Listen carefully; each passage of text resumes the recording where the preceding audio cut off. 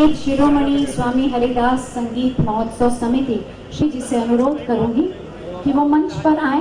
एक बार मैं चाहूंगी कि आप सब पीछे भी जो लोग हैं जोरदार तालियों से माननीय मुख्य अतिथि महोदय का स्वागत करें। नहीं कर सकता है, तो मैं इन्हीं शब्दों के साथ आए हुए सारे अतिथिगण श्री उमेश उपाध्याय जी, राजकिशोर तिवारी जी, पदम सिंह और दीप प्रज्वलन की इस बेला में अपनी गरिमा में उपस्थिति से तार है अंधकार से प्रकाश की ओर की यात्रा।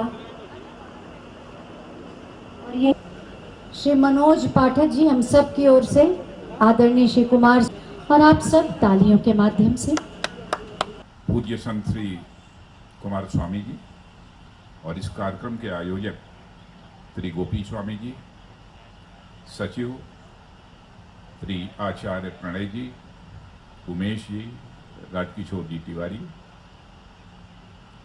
यहाँ उपस्थित मेरे सभी सम्मानित बहनों एवं भाइयों, मैं अपना सौभाग्य मानता हूँ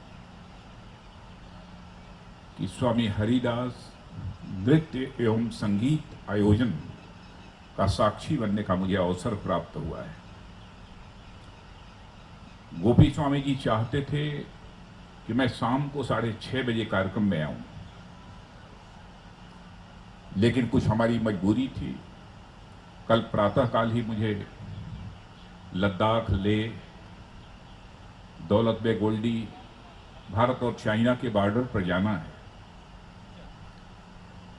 इस कारण चाहते हुए भी मैं शाम को यहां नहीं आ पाया, वो संभव नहीं था मेरे लिए।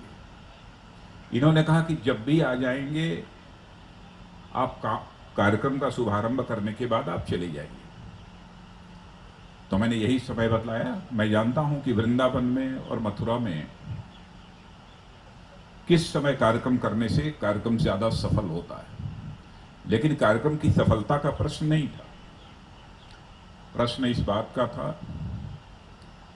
कि वृंदावन, मथुरा दोनों के बारे में मैं यह मानता हूं, यहां के कण कण में भक्ति है। जहां कण कण में भक्ति है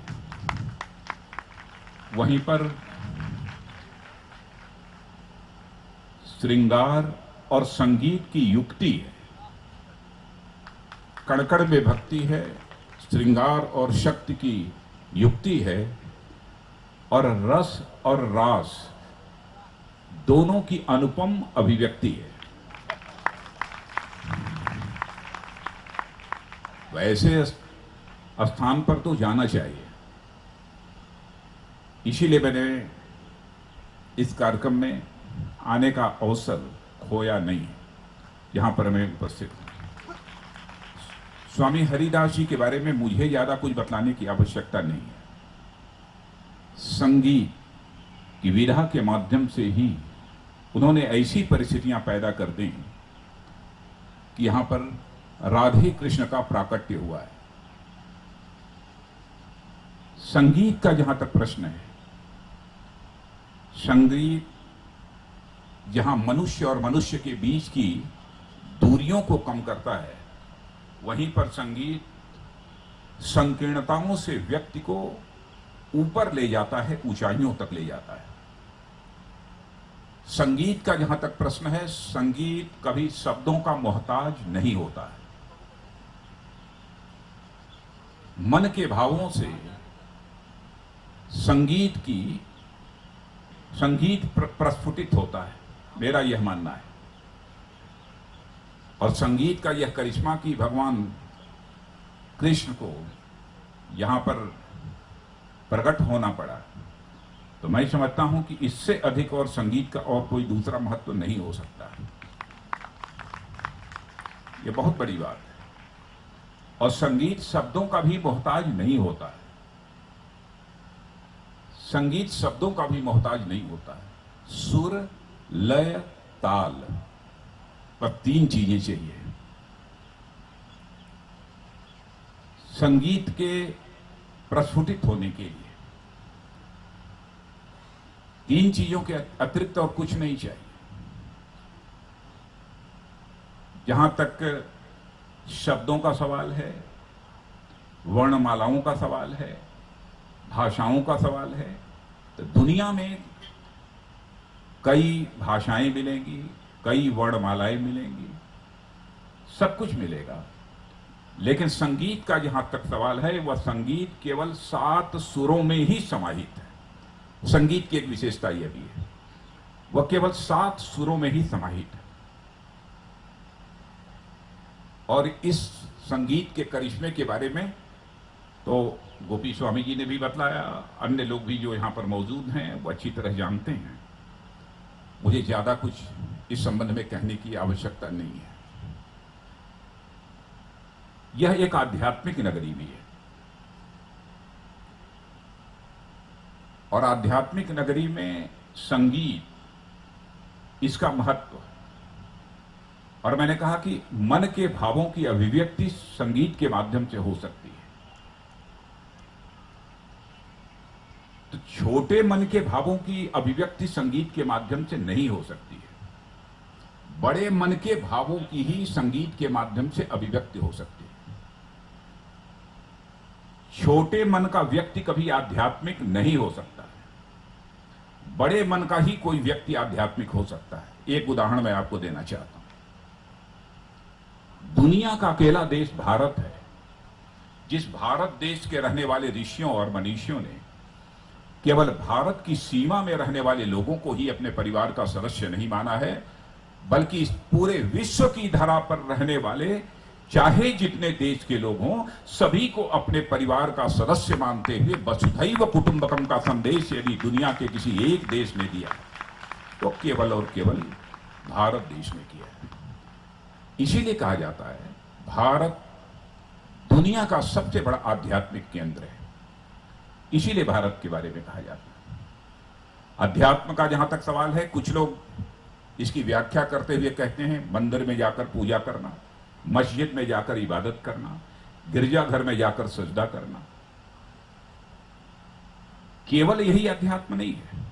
एलिवेशन ऑफ मन, मन का उन्मन होना, मन का बड़ा होना, सचमुच अध्यात्म तो यह है। और यहां पर मैं देख रहा हूं कि बच्चे बैठे हुए हैं, कुछ नौजवान। इसमें पढ़ने वाले कितने जन हाथ उठाओ? अब सब है, सभी पढ़ने वाले। इसमें मैथमेटिक्स कितने लोगों ने पढ़ी है? और सबने पढ़ी है। वाह। मन जैसे जैसे बड़ा होता जाता है, सुख और आनंद की अनुभूति उसी अनुपात में बढ़ती चली जाती है। और ये पढ़ने वाले बच्चे यह मान लें कि मन एक वृत्त है, एक सर्किल है। मन एक वृत्त है। ध्यान से सुनना, समझ में आए तो ताली बजाना, नहीं तो मत बजाना।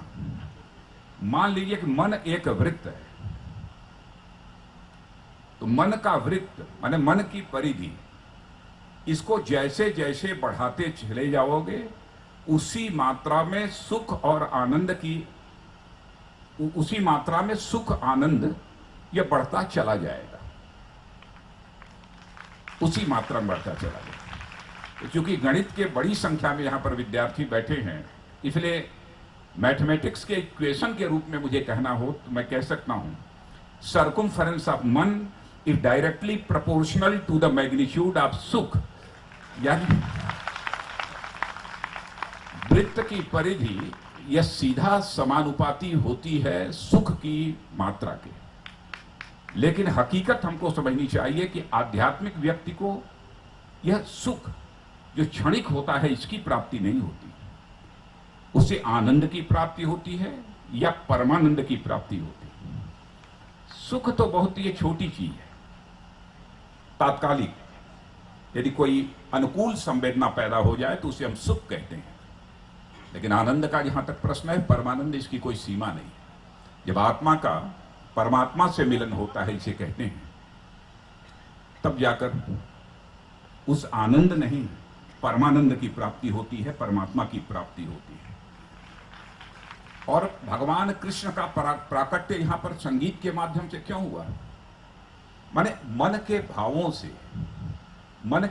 से अपनी आत्मा को परमात्मा में पूरी तरह से मिला देने का काम जो स्वामी हरिदास जी ने किया, तो भगवान कृष्ण मजबूर हो गए इस वृंदावन की धरती पर प्रकट होने के लिए, बाध्य कर। और जो आध्यात्मिक व्यक्ति होता है उसे जिस आनंद की प्राप्ति, जिस प्रकार की आनंद की प्राप्ति होती है उसकी कल्पना नहीं की जा सकती। अभी मैं पूज्य स्वामी जी के साथ बैठा हुआ था, पूज्य कुमार स्वामी जी के साथ। उन्होंने कहा कि आज की संस्कृति, आधुनिक संस्कृति के कारण यह सब सारी चीजें, जब यहां पर यह कार्यक्रम हो रहा था नृत्य का, तो उन्होंने कहा कि सब कुछ समाप्त होती जा रही है। यह बात उन्होंने कहा। मैं जानता हूं कि हमारे देश में भी बहुत पढ़े लिखे लोगों को इस बात की जानकारी नहीं है,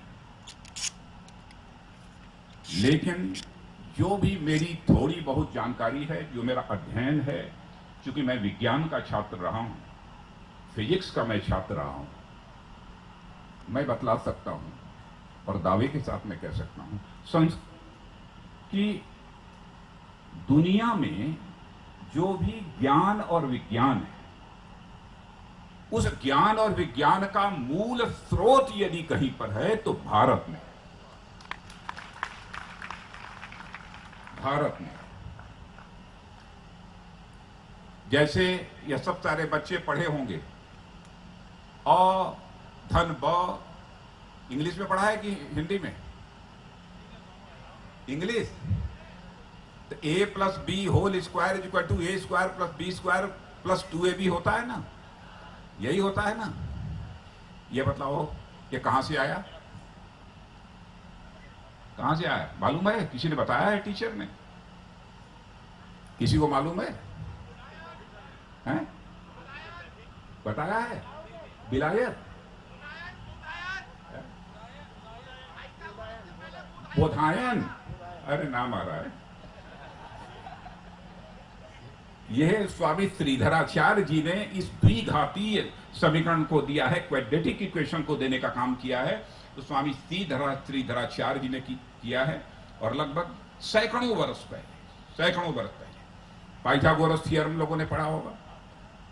पाइथागोरस की प्रमेय, पाइथागोरस थ्योरम, बच्चों जाकर देख लो भारत के प्राचीन ग्रंथों को। भारत की संस्कृति कितनी रिच है, कितनी रिच है, कितनी समृद्धशाली है। इसे बोधायन ऋषि ने पाइथागोरस के द्वारा नकल करके इस थ्योरम को देने के 700 वर्ष पहले ही बतला दिया था, इस पाइथागोरस थ्योरम के बारे में। ऐसे एक नहीं, ऐसे कई उदाहरण हैं जो कि मैं दे सकता हूं। चीन का जहां तक सवाल है, संस्कृति की बात आ गई, चूंकि स्वामी जी ने संस्कृत की बात कही है तो मैं बतला दूं। चीन हमारा पड़ोसी देश। चीन की जब क्रांति चल रही थी तो वहां पर एक, वहां के वाइस चांसलर हुआ करते थे पेकिंग यूनिवर्सिटी के, उनका नाम था हुसी। तो वाइस चांसलर हुसी ने कहा कि दुनिया का अकेला कोई देश जो संस्कृति की दृष्टि से लगभग 2000 वर्षों तक चाइना को डोमिनेट किया है, चाइना को कंट्रोल किया है संस्कृत के मामले में, तो भारत ने कंट्रोल किया है और डोमिनेट किया है। यह वहां के वाइस चांसलर, यह सब ऑन रिकॉर्ड है। मैं केवल अपनी तरफ से सब सारी बातें नहीं बोल रहा हूं, ये सब लिखी गई हैं चीजें। और मैं कल या परसों Shri Ram college of commerce में मैं बोल रहा था, सारे टीचर्स और बच्चे थे। और उसके पहले मैं सिम्बियोसिस इंटरनेशनल यूनिवर्सिटी पुणे की है, वहां भी गया था। वहां भी बच्चों से पूछ रहा था, और बच्चों से एक सवाल मैंने पूछा कि यह बतलाओ कि आप भारत को क्या बनाना चाहते हो? कोई कहे सुपर पावर बनाना चाहते हैं, महाशक्ति बनाना चाहते हैं।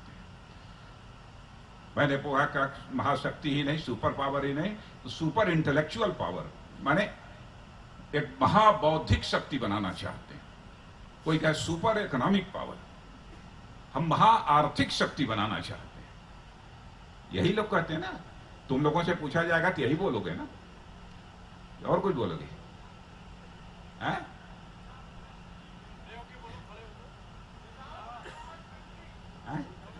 Without corruption country. इसका एक समाधान मैं बतला देता हूं, एक समाधान इसका मैं बतला देता हूं। मैंने कहा वहां बच्चों से कि मैं सुपर पावर नहीं बनना चाहता। सुपर पावर माने महाबली, ऐसा महाबली जिसकी धमक सारी दुनिया में हो। लेकिन एक चीज बताओ, जिसका दबदबा होता है, जिसकी बहुत धमक होती है, तो उसको बगल में खड़े होने में भी कोई किसी को भय लगता है, डर लगती है ना। इसीलिए मैंने कहा हम सुपर पावर नहीं बनाना चाहते हैं, लेकिन भारत को हम जगत गुरु बनाना चाहते हैं विश्व का। क्योंकि महाबली के बगल में खड़े होने से, जिसका दबदबा हो सारी दुनिया में, दुनिया के किसी देश को भय लगेगा, डर कर खड़ा होगा। और महाबली नियंत्रित करता है, और गुरु के बगल में भी खड़ा होगा, आनंद की अनुभूति होगी, क्योंकि गुरु मोटिवेट करता है, प्रेरित करता है, दोनों में अंतर है। और जो मैं कह रहा हूं ना कि जो हमारे भारतीय वांग्मय हैं, जो हमारे भारतीय ग्रंथ हैं, अद्भुत हैं, गजब गजब की करिश्माई चीजें। और चूंकि यहां ये बोलने का समय नहीं है, इसलिए मैं बहुत सारी इन सब सारी चीजों को चर्चा नहीं करना चाहता हूं। लेकिन हम सबको यह आश्वस्त रहना चाहिए, वह समय आएगा, समय आएगा, देर हो सकती है, अंधेर नहीं है, भारत विश्व गुरु के पद पर आसीन होगा। अब ऐसी विभूतियों का, स्वामी हरिदास जी जैसी विभूतियों का, भले ही सशरीर वह हमारे बीच में, लेकिन आज हम उनको स्मरण कर रहे हैं। उन लोगों के पुण्य प्रताप से वह दिन आएगा, मैं पूरी तरह से आश्वस्त हूं। आज के अवसर पर इससे ज्यादा कुछ न कहते हुए, मैं हृदय की गहराइयों से मैं स्वामी हरिदास जी की आत्मा के प्रति अपनी आस्था की अभिव्यक्त करता हूं, और आप सबको धन्यवाद देते हुए, और साथ ही साथ अपने गोपी स्वामी जी को कि ये पहली बार कर रहे हैं कि इसके पहले प्रतिवर्ष होता है, 15 वर्ष से कर रहे हैं। बहुत अच्छा प्रयास है, ऐसे कार्यक्रम होते रहने चाहिए। मैं आपको भी अपनी शुभकामनाएं देता हूं। आप सबको बहुत बहुत धन्यवाद। कुछ भी उनके बारे में पहले कहा था, मेरे सारे शब्द सही साबित हुए। ऐसा ही है उनका व्यक्तित्व, जरूर